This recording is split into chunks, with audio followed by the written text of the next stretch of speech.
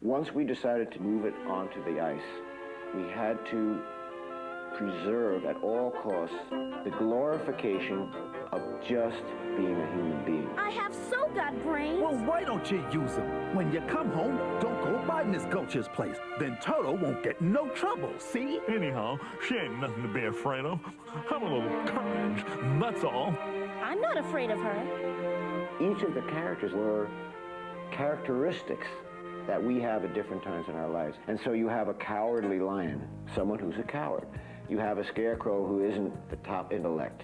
And you have a Tin Man who's not very active physically. These people team together and become much more than any of them as individuals. They conquer their shortcomings because they're working together. I'd be brave as a blizzard. I'd be gentle as a lizard. I'd be clever as together. If the wizard is a wizard, who will serve? Then I'm sure to get a brain, a heart, a home, the knife. We remember these wonderful pieces, but most of all, we remember what these characters represent. That's the strength of the story, it's the strength of The Wizard of Oz, and it's the strength of this show. Because. One of the problems that we faced with this was, do we try to recreate Judy Garland and the entire original cast, which is a classic, but the more I found out about the film and its quality of honesty and genuineness, the less I wanted to do an imitation. Jerry Billick, who directed the show, who adapted the music and the storyline, came up with the idea. He said, you know, we've got to make this a little different. Why don't we get Bobby McFerrin to do all the voices? It occurred to me that with all these actors that we might have to deal with, why not have one person play everything? Yeah. 1, 2, hit me. If I were the king of a forest. Now let me do that again. 1, 2.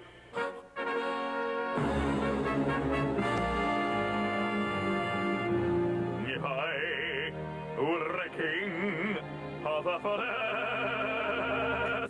not queen, not duke, not prince. When we got into the studio, the problem was, how would he maintain this consistency of characters?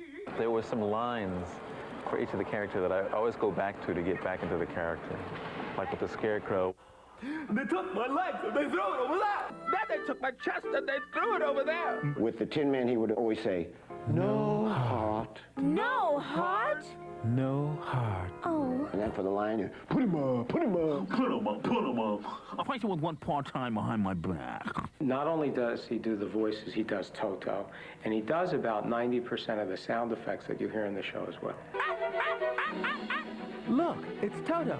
Where did he come from? Don't you see? He's come to take us to Dorothy. I'll get you, my pretty.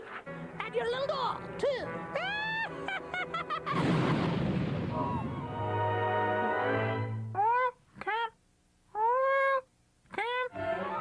Ouch! What do you think you're doing? I am Oz, the great and powerful. Who are you? Who are you? Then Lorne Wilkerson was Bobby McFerrin's idea, so we were able to put the two of them together. We're off to see the wizard, the wonderful Wizard of Oz. We hear he is the Wizard of a Wiz, if ever a Wiz there was. If ever, oh ever a Wiz there was, the Wizard of Oz is one. Because.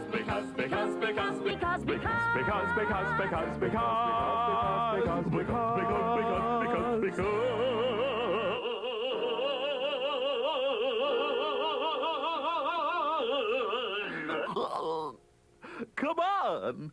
Because of the wonderful things he does. We're off to see the wizard, the wonderful Wizard of Oz.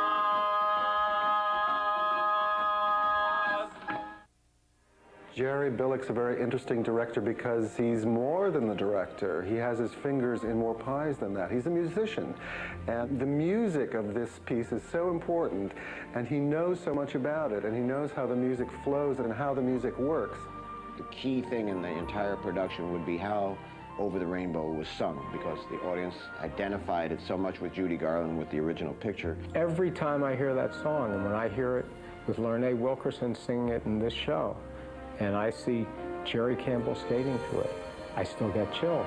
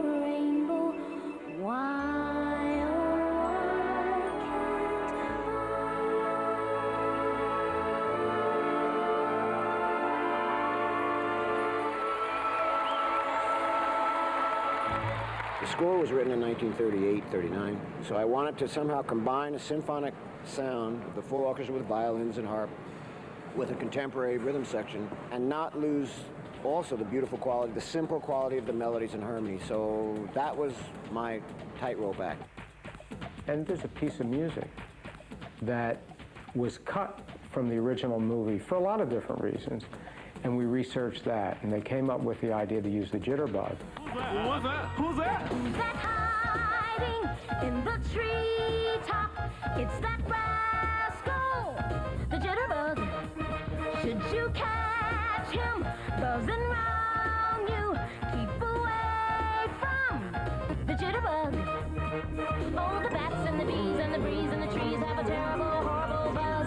But the bats and the bees and the breeze and the trees couldn't do what the jitterbug does. So be careful of that